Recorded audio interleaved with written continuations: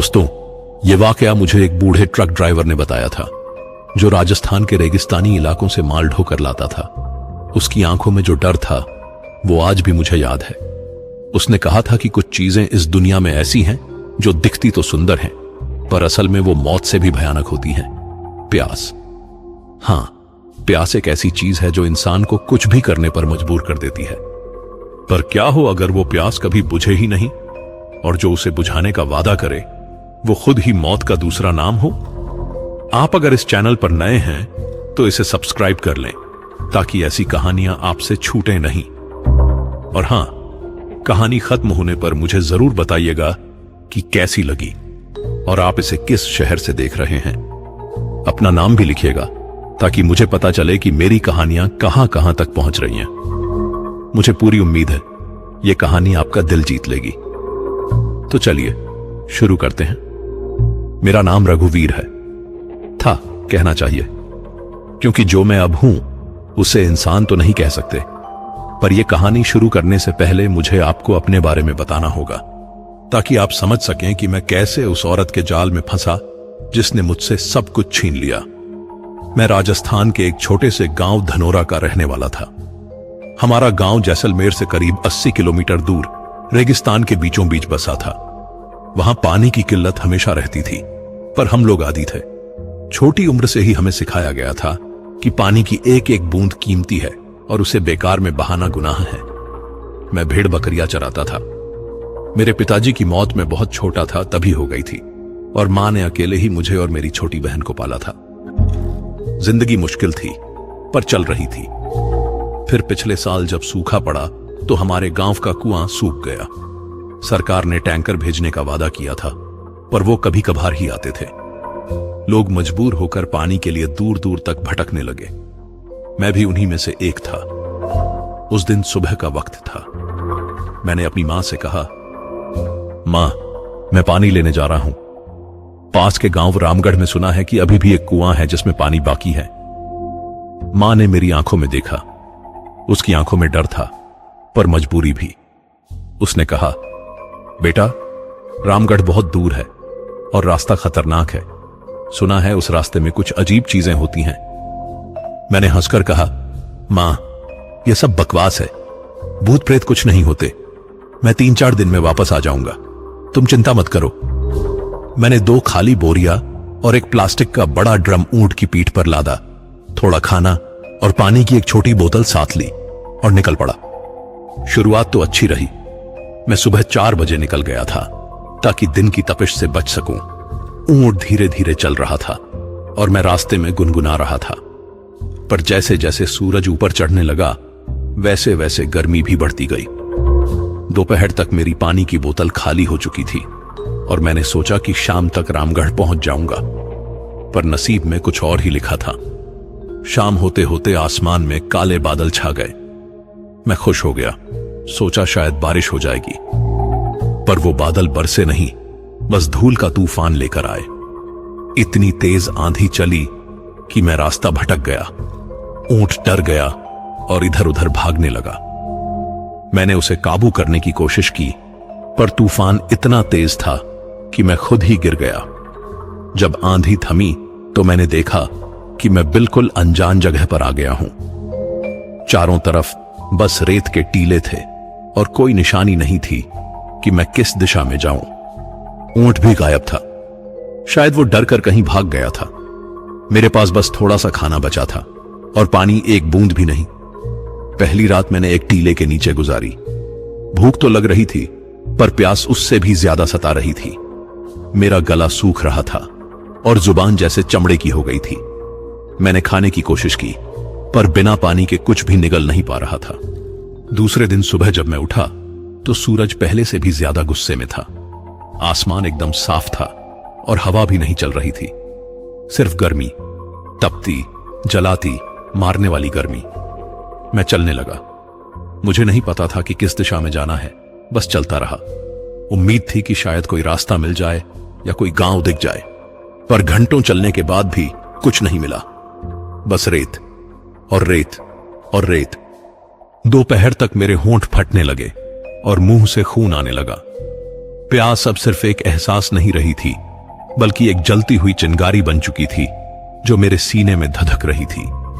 मैंने कई बार रेत चाटने की कोशिश की, सोचा शायद उसमें कुछ नमी हो, पर वो और भी ज्यादा मुंह को सुखा देती थी। शाम को मैं गिर पड़ा। अब चलने की ताकत नहीं बची थी।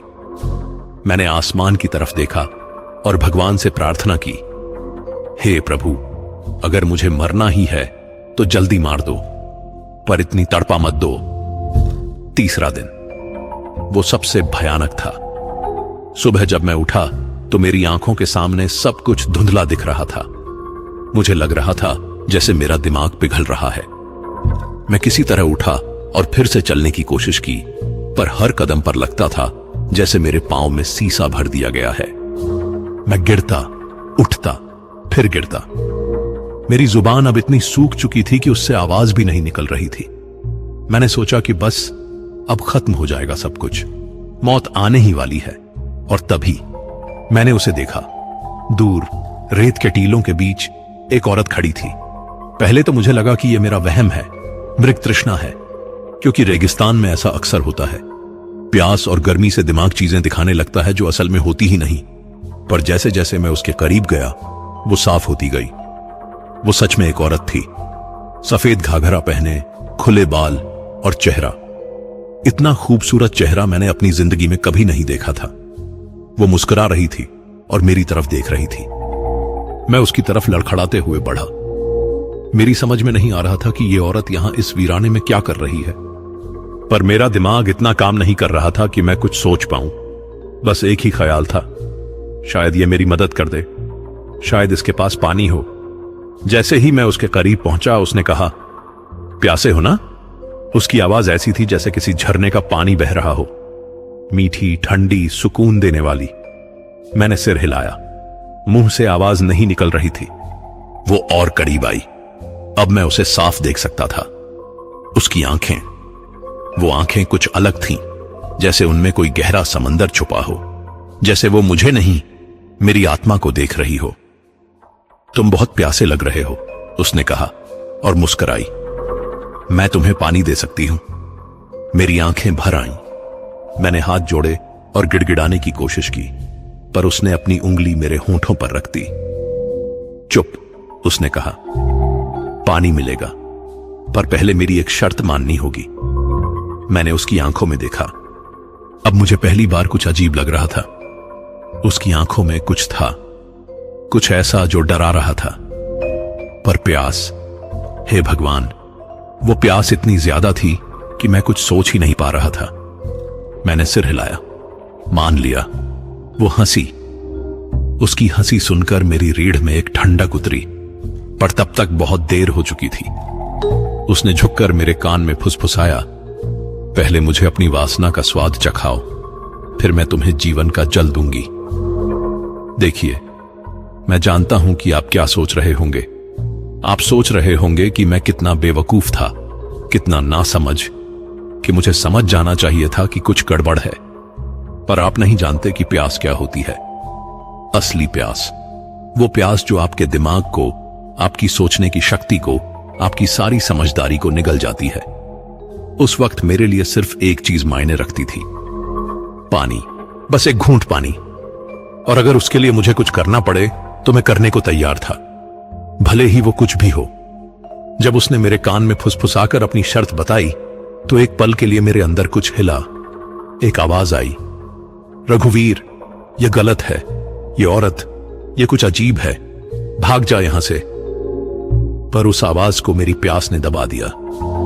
मैंने सोचा, अगर मैं मरा ही जा रहा हूं तो कम से कम एक आखिरी बार जी तो लूं, फिर चाहे जो हो जाए। मैंने उसकी आंखों में देखा और धीरे से सिर हिला दिया। हां, उसकी मुस्कान और चौड़ी हो गई। उसने मेरा हाथ पकड़ा। उसका हाथ, भगवान, उसका हाथ बर्फ की तरह ठंडा था। इतनी ठंडक कि मेरे जलते शरीर को सुकून मिला, पर साथ ही एक अजीब सी सिहरन भी दौड़ गई। चलो, उसने कहा, मैं तुम्हें वो जगह दिखाती हूं जहां तुम्हारी सारी प्यास बुझ जाएगी। वो मुझे खींचकर ले जाने लगी। मैं लड़खड़ाते हुए उसके पीछे चल रहा था। अजीब बात यह थी कि वो चल नहीं रही थी, जैसे रेत पर फिसल रही हो। उसके पांव रेत को छू भी रहे थे या नहीं, मुझे पता नहीं चल रहा था। उसके घाघरे का सफेद कपड़ा हवा में लहरा रहा था, पर हवा तो चल ही नहीं रही थी। करीब 10 मिनट चलने के बाद अचानक सामने का नजारा बदल गया। रेत के बीच एक छोटा सा झरना था। पानी, साफ चमकता हुआ पानी। उसके चारों तरफ हरी घास थी और कुछ छोटे पेड़ भी थे। ऐसा लग रहा था जैसे किसी ने रेगिस्तान के बीच स्वर्ग का एक टुकड़ा काटकर रख दिया हो।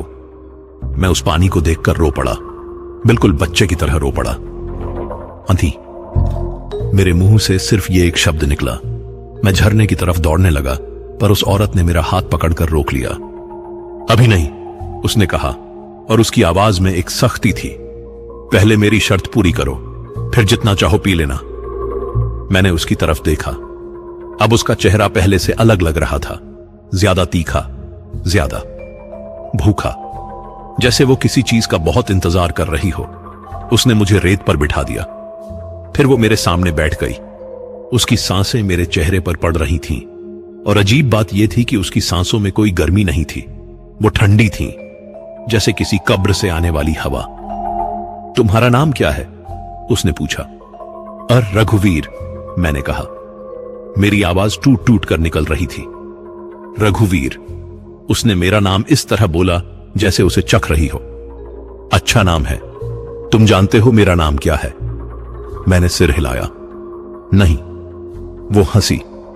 उसकी हंसी इतनी अजीब थी कि मेरे रोंगटे खड़े हो गए। मेरा नाम, उसने कहा, और मेरे कान के पास आकर फुसफुसाई। तुम्हें जानने की जरूरत नहीं, क्योंकि जो मुझे जान लेता है वो फिर कभी किसी और का नाम नहीं ले पाता। मैं कुछ समझ नहीं पाया, पर इससे पहले कि मैं कुछ पूछता, उसने मेरा चेहरा अपने हाथों में पकड़ लिया। उसकी ठंडी उंगलियां मेरी त्वचा पर रेंग रही थीं। तुम डरे हुए हो, उसने कहा। डरो मत, मैं तुम्हें दर्द नहीं दूंगी, बस तुम्हें थोड़ा सा अपना बना लूंगी। और फिर उसने मुझे अपने गले से लगा लिया। उसकी देह, भगवान, उसकी देह से जो ठंडक निकल रही थी वो सिर्फ ठंडक नहीं थी, वो एक अजीब सी सुन्नता थी जो मेरे पूरे शरीर में फैलने लगी। पहले मेरी बाहें, फिर पीठ, फिर पैर, सब कुछ सुन्न होता जा रहा था। वो हंस रही थी। उसके बाल मेरे चेहरे पर झूल रहे थे और उसकी सांसें मेरी गर्दन पर पड़ रही थीं।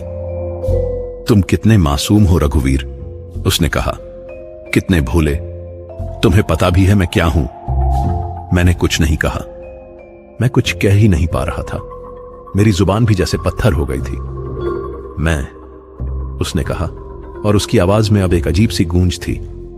मैं वो हूं जो प्यासों को बुलाती है, जो उन्हें मीठे सपने दिखाती है और फिर उनकी आत्मा को चूस लेती है। मेरी आंखें फटी रह गईं। मैं उसे धक्का देकर हटाने की कोशिश करने लगा, पर मेरे हाथ काम नहीं कर रहे थे। मेरा पूरा शरीर जैसे पत्थर बन गया था। वो और जोर से हंसी।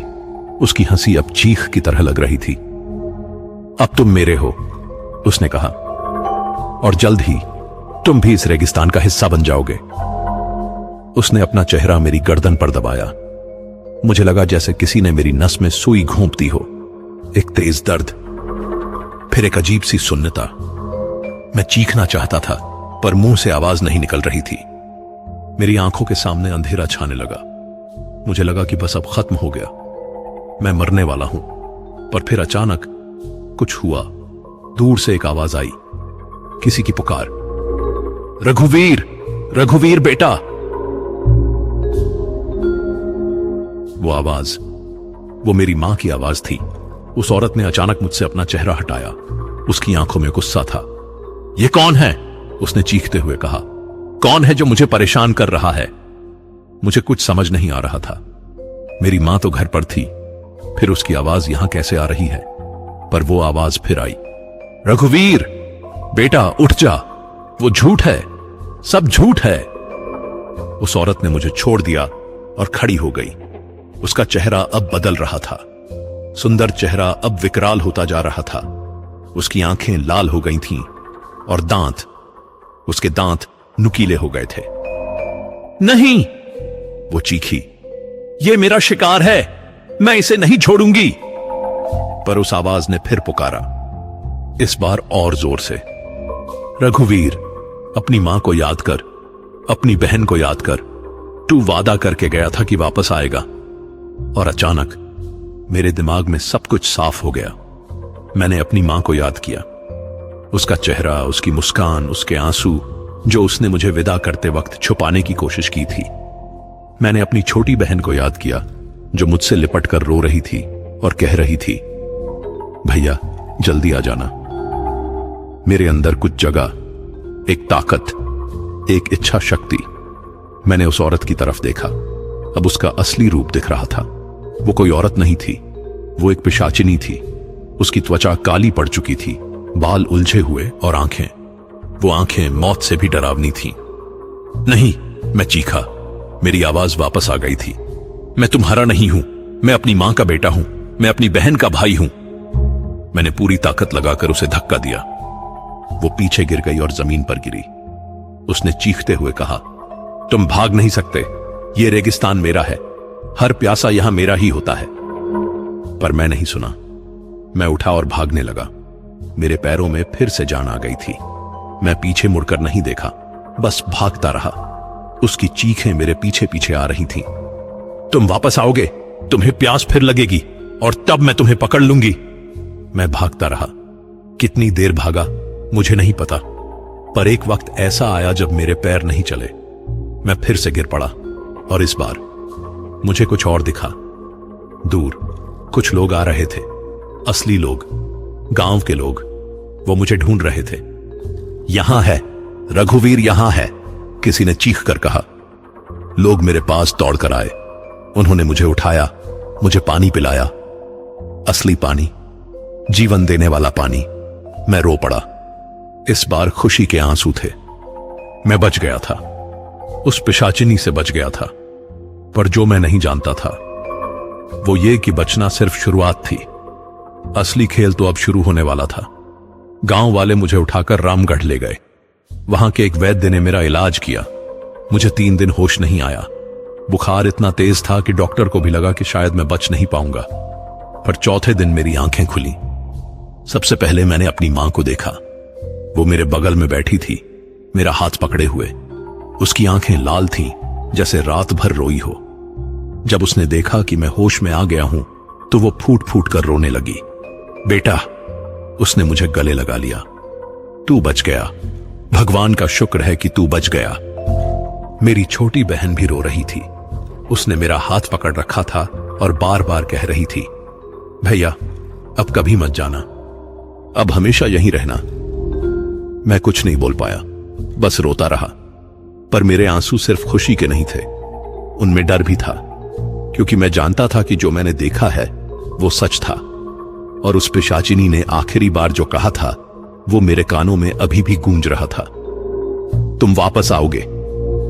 अगले कुछ दिन ठीक रहे। मैं धीरे धीरे ठीक हो रहा था।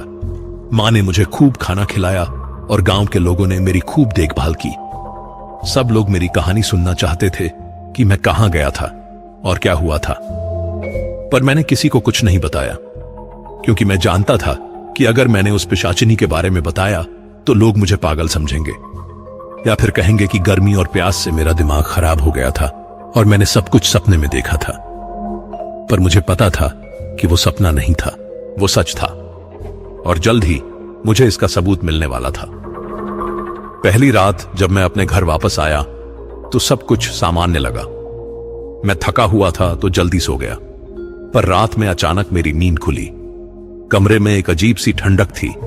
हवा नहीं चल रही थी, पर फिर भी ऐसा लग रहा था जैसे कोई मेरे चेहरे पर ठंडी सांस छोड़ रहा हो। मैं उठकर बैठ गया और तभी मैंने उसे देखा। खिड़की के बाहर चांदनी में वो खड़ी थी, वही औरत, वही पिशाचिनी। वो मुझे देख रही थी। उसकी आंखें चमक रही थीं और उसके होंठों पर वही मुस्कान थी, वो धीरे धीरे मुस्कान जो मेरे रोंगटे खड़े कर देती थी। मैं चीखना चाहता था पर मेरी आवाज नहीं निकली। वो बस मुझे देखती रही और फिर धीरे धीरे गायब हो गई। मैं डर से कांपने लगा। मैंने पूरी रात जागते हुए गुजारी, खिड़की की तरफ देखते हुए, पर वो फिर नहीं आई। सुबह मैंने सोचा कि शायद वो मेरा वहम था, शायद मैं डर की वजह से चीजें देख रहा हूं। पर अगली रात वो फिर आई, और फिर अगली रात भी। हर रात वो खिड़की के बाहर खड़ी होती, मुझे देखती और फिर गायब हो जाती। कभी कभी वो अपने होंठ हिलाती जैसे कुछ कह रही हो, पर मुझे सुनाई नहीं देता था। मैं धीरे धीरे पागल होने लगा। नींद नहीं आती थी, खाना नहीं खाया जाता था। मैं हर वक्त डरा सहमा रहता था। मां ने नोटिस किया। उसने पूछा, बेटा तुझे क्या हो गया है? तू इतना डरा डरा सा क्यों रहता है? मैं क्या बताता कि एक पिशाचिनी मेरे पीछे लगी है, कि वो हर रात मुझे देखने आती है। मैंने बस कहा, कुछ नहीं मां, बस थोड़ा कमजोर हूं, ठीक हो जाऊंगा। पर मैं ठीक नहीं हो रहा था। उल्टा मेरी हालत और खराब होती जा रही थी। एक रात जब वो फिर आई तो उसने कुछ अलग किया। इस बार वो सिर्फ खड़ी नहीं रही, उसने खिड़की पर दस्तक दी। ने टक, धीमी नियमित दस्तकें। मैं बिस्तर पर जम गया।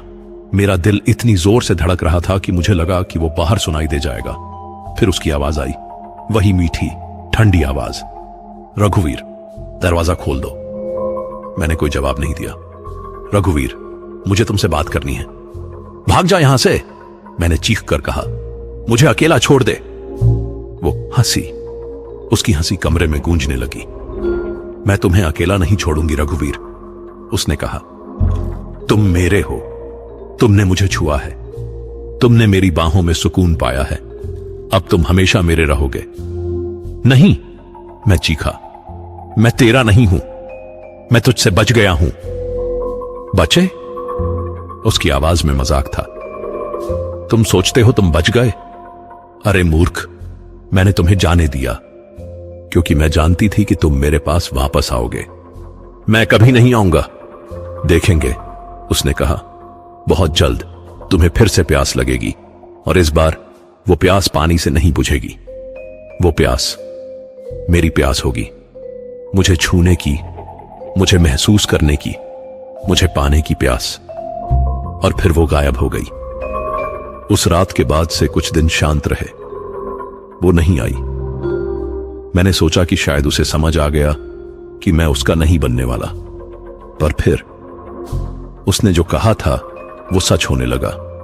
मुझे एक अजीब सी बेचैनी होने लगी, एक अजीब सी प्यास। पर यह पानी की प्यास नहीं थी, ये कुछ और थी। रात में जब मैं सोने की कोशिश करता तो मुझे उसकी याद आती, उसका चेहरा, उसकी आंखें, उसकी ठंडी देह। मुझे गुस्सा आता था खुद पर। मैं सोचता, क्या हो गया है मुझे? वो एक पिशाचिनी है, वो मुझे मारना चाहती है। पर दिल कुछ और ही कहता था। धीरे धीरे मैं समझने लगा कि उसने मेरे साथ क्या किया था। उसने मेरे अंदर अपना एक हिस्सा छोड़ दिया था, एक ऐसा हिस्सा जो मुझे उसकी तरफ खींचता था। मैं इससे लड़ने की कोशिश करता, मैं मंदिर जाता, पूजा करता, भगवान से प्रार्थना करता कि मुझे इस शाप से मुक्ति दे, पर कुछ नहीं होता। 1 महीना बीत गया। मैं दिन ब दिन कमजोर होता जा रहा था। ना खाना अच्छा लगता था, ना पानी। बस एक ही चीज की तलब थी, उसे देखने की। मां बहुत परेशान थी। उसने गांव के वैद्य को बुलाया, ओझा को बुलाया। सबने अपने अपने तरीके से मुझे ठीक करने की कोशिश की, पर कुछ काम नहीं आया। एक दिन एक बूढ़ा साधु हमारे गांव आया।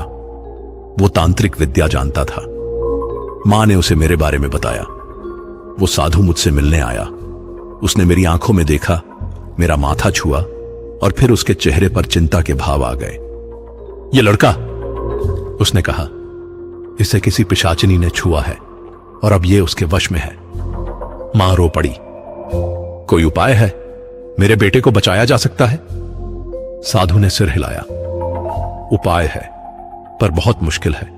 इसे खुद ही लड़ना होगा, इसे अपने मन को मजबूत करना होगा, और सबसे जरूरी, उसने मेरी तरफ देखा, इसे उस जगह पर दोबारा जाना होगा जहां वो पिशाचिनी रहती है, और वहां जाकर इसे उसका सामना करना होगा। क्या? मैं चीख पड़ा। मैं वहां वापस नहीं जाऊंगा, कभी नहीं।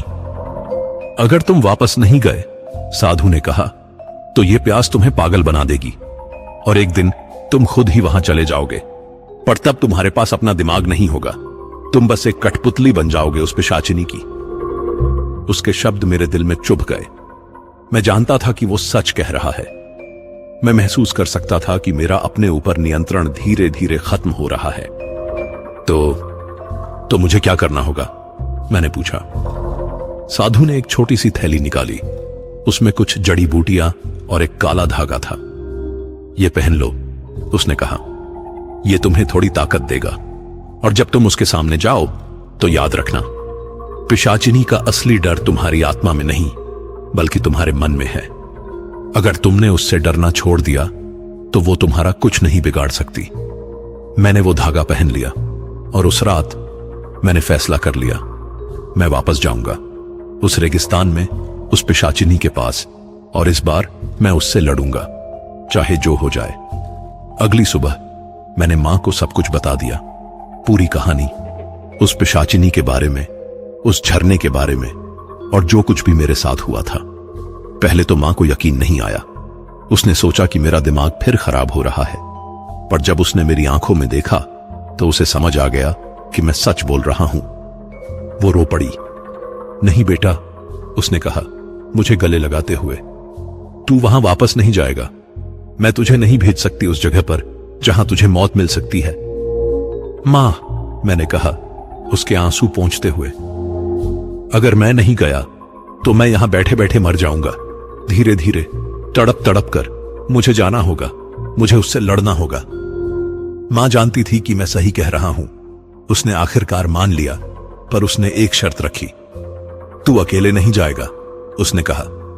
गांव के कुछ लोगों को साथ ले जा, वो साधु को भी ले जा। मैंने सिर हिलाया। नहीं मां, यह लड़ाई मेरी है, मुझे अकेले ही लड़नी होगी। अगर मैं किसी और को साथ ले गया तो उनकी जान खतरे में पड़ सकती है। उस शाम मैंने तैयारी शुरू की। साधु ने मुझे कुछ मंत्र सिखाए, कुछ खास जड़ी बूटियां दी और एक छोटी सी चाकू दी जिस पर कुछ तांत्रिक निशान बने हुए थे। यह चाकू तुम्हारी रक्षा करेगी, उसने कहा, पर याद रखना, असली हथियार तुम्हारे मन की ताकत है। अगर तुमने डर दिखाया तो वो तुम्हें खा जाएगी। रात में जब सब सो गए तो मैं चुपके से निकल गया। मैं नहीं चाहता था कि मां या बहन मुझे जाते हुए देखें। उनके आंसू मुझे कमजोर बना देते। इस बार मेरे पास ऊंट नहीं था। मैं पैदल ही चल पड़ा। साधु ने बताया था कि अगर मैं सच्चे दिल से उस जगह को ढूंढना चाहूं तो वो खुद मुझे बुला लेगी, क्योंकि पिशाचिनी मुझे पाना चाहती है। और सच में ऐसा ही हुआ। मैं बस कुछ घंटे चला था कि मुझे वो जगह मिल गई। वही रेत के टीले, वही सूना रेगिस्तान, और दूर वो झरना। इस बार वो और भी खूबसूरत लग रहा था। चांदनी में पानी चमक रहा था और चारों तरफ की हरियाली ऐसी लग रही थी जैसे किसी ने स्वर्ग का एक टुकड़ा यहां गिरा दिया हो। पर मैं जानता था कि यह सब झूठ है। मृग तृष्णा, एक धोखा। मैं झरने की तरफ धीरे धीरे चलने लगा। मेरा दिल तेजी से धड़क रहा था, पर मैंने खुद को काबू में रखा। जैसे ही मैं झरने के पास पहुंचा, हवा में एक अजीब सी खुशबू फैल गई, मीठी पर साथ ही सड़ी हुई, जैसे फूल और लाश एक साथ हों। और फिर वो आई। इस बार वो सफेद घाघरे में नहीं थी, वो काले कपड़ों में थी और उसके बाल खुले हुए थे। उसकी आंखें लाल थीं और चेहरे पर एक अजीब सी मुस्कान थी। आ गए तुम, उसने कहा, अपनी आवाज में एक अजीब सा सुकून भरते हुए। मुझे पता था कि तुम वापस आओगे। तुम सब आते हो आखिर में। मैंने उसकी तरफ देखा। इस बार मैं डरा नहीं, गुस्सा आया। मैं तुमसे लड़ने आया हूं, मैंने कहा। मुझे तुमसे मुक्ति चाहिए। वो हंसी। उसकी हंसी रेगिस्तान में गूंजने लगी। मुक्ति? उसने कहा। अरे मूर्ख, यहां से मुक्ति नहीं मिलती। यहां तो बस एक ही चीज मिलती है, मैं। वो मेरी तरफ बढ़ने लगी। उसकी चाल अजीब थी, जैसे वो हवा में तैर रही हो। तुम जानते हो ना, उसने कहा, मैं कौन हूं, मेरी कहानी क्या है? मैंने सिर हिलाया। नहीं, मैं भी कभी तुम्हारी तरह थी, उसने कहा, और उसकी आवाज में पहली बार कुछ दर्द था। मैं भी एक इंसान थी। मेरा नाम मालविका था। मैं इसी गांव की थी, बहुत साल पहले। मुझसे प्यार करता था एक आदमी। उसने मुझसे शादी का वादा किया, पर फिर उसने मुझे छोड़ दिया। किसी और से शादी कर ली। उसने आसमान की तरफ देखा। उसकी आंखों में आंसू थे। मैं टूट गई, इतनी टूट गई कि मैंने अपनी जान दे दी। यहीं इस रेगिस्तान में मैं भटकती रही, पानी की तलाश में, प्यास से तड़पती हुई, और आखिर में मैं मर गई। पर मरने से पहले उसने कहा, और अब उसकी आंखें फिर से लाल हो गईं। मैंने एक शाप दिया। मैंने कहा कि जो भी आदमी इस रेगिस्तान में आएगा वो मेरा होगा। मैं उसे वो दर्द दूंगी जो मुझे मिला था। मैं उसकी आत्मा चूस लूंगी और उसे हमेशा के लिए इस रेगिस्तान का हिस्सा बना दूंगी। मुझे उस पर तरस आया, पर साथ ही डर भी लगा। तो तुम, मैंने कहा, तुम बदला ले रही हो? किस बात का? मैंने तुम्हारे साथ कुछ नहीं किया। तुमने नहीं, वो बोली, पर तुम एक आदमी हो और सारे आदमी एक जैसे होते हैं।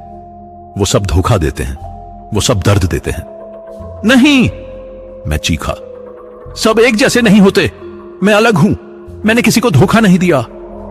वो मेरे बिल्कुल पास आ गई, इतनी पास कि मैं उसकी ठंडी सांसें अपने चेहरे पर महसूस कर सकता था। अलग? उसने फुसफुसाते हुए कहा, तुम सब यही कहते हो, पर आखिर में तुम सब एक जैसे निकलते हो। उसने मेरा हाथ पकड़ लिया। उसकी पकड़ बर्फ की तरह ठंडी थी। आओ, उसने कहा, अब बहुत बातें हो गईं, अब तुम मेरे साथ आओ, हमेशा के लिए। पर मैंने अपना हाथ छुड़ा लिया। साधु ने जो धागा दिया था वो मेरी कलाई पर बंधा था। उसने मुझे ताकत दी। नहीं, मैंने कहा, मैं तुम्हारे साथ नहीं आऊंगा और ना ही मैं तुम्हें किसी और को लेने दूंगा। उसके चेहरे पर गुस्सा आ गया। उसकी आंखें और भी ज्यादा लाल हो गईं और उसके दांत नुकीले हो गए। तुम्हारी हिम्मत कैसे हुई? वो चीखी, तुम मुझसे लड़ोगे? तुम एक नाकाम इंसान? हां, मैंने कहा, और साधु की दी हुई चाकू निकाल ली। मैं लड़ूंगा क्योंकि मुझे अपनी मां के पास वापस जाना है, अपनी बहन के पास वापस जाना है। मैंने चाकू उसकी तरफ तान दी। चाकू पर बने तांत्रिक निशान चमकने लगे। वो पीछे हट गई। पहली बार मैंने उसकी आंखों में डर देखा। ये क्या है? उसने कहा। यह तुम्हारा अंत है, मैंने कहा। मैं उसकी तरफ दौड़ा। वो चीखने लगी और पीछे भागने लगी, पर इस बार वो कमजोर थी क्योंकि मैं डर नहीं रहा था। रुको, वो चीखी, प्लीज मुझे मत मारो। मैं रुक गया। उसकी आवाज में अब दर्द था, डर था। तुम, मैंने कहा, तुम इंसान थी, तुम्हें दर्द हुआ था। मैं समझता हूं, पर यह गलत है। तुम दूसरों को दर्द देकर अपना दर्द कम नहीं कर सकती। वो रोने लगी। असली आंसू, उसका भयानक रूप धीरे धीरे गायब होने लगा। अब वो फिर से एक साधारण औरत की तरह दिख रही थी, टूटी हुई, दुखी। मुझे माफ कर दो, वो बोली। मैंने बहुत गलत किया, बहुत लोगों को मारा, पर मैं नहीं रुक पाई। मेरा दर्द वो कभी खत्म नहीं हुआ। मैं उसके पास गया। मैंने चाकू नीचे कर दी। तुम्हारा दर्द तब तक खत्म नहीं होगा, मैंने कहा, जब तक तुम माफ नहीं करोगी उस आदमी को जिसने तुम्हें छोड़ा था, और खुद को भी। उसने मेरी आंखों में देखा। मैं कैसे माफ करूं? इतना दर्द, इतनी नफरत। माफी तुम्हारे लिए है, मैंने कहा, उसके लिए नहीं। तुम्हें अपने आप को इस दर्द से मुक्त करना होगा।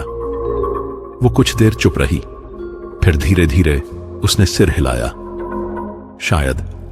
शायद तुम सही हो, उसने कहा।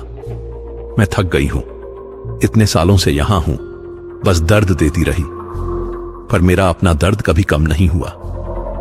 वो घुटनों के बल बैठ गई। उसने अपना चेहरा अपने हाथों में छुपा लिया। मुझे मुक्त कर दो, उसने कहा। प्लीज, मैं अब और नहीं रह सकती इस तरह। मैंने उसकी तरफ देखा, और इस बार मुझे उस पर गुस्सा नहीं आया, बस तरस आया। वो भी एक शिकार थी, अपने ही दर्द की। मैंने साधु के दिए हुए मंत्र बोलने शुरू किए, वो मंत्र जो आत्माओं को मुक्ति देते हैं। जैसे ही मैंने मंत्र बोले, उसके चारों तरफ एक सुनहरी रोशनी फैलने लगी। वो धीरे धीरे ऊपर उठने लगी। शुक्रिया, उसने कहा मुस्कुराते हुए। इस बार उसकी मुस्कान सच्ची थी। तुमने मुझे वो दिया जो मैं सालों से ढूंढ रही थी, शांति। और फिर वो गायब हो गई, पूरी तरह से। उसके जाते ही वो झरना भी गायब हो गया, वो हरियाली भी गायब हो गई। बस रेत बची, सूखी साधारण रेत। मैं वहीं बैठ गया, थक गया था, पर साथ ही हल्का भी महसूस कर रहा था, जैसे एक बोझ उतर गया हो। सुबह होते होते गांव के लोग मुझे ढूंढते हुए आ गए। मां मेरे गले लगकर रोने लगी, बहन भी रोती रही। मैं ठीक हूं मां, मैंने कहा, अब सब कुछ ठीक है।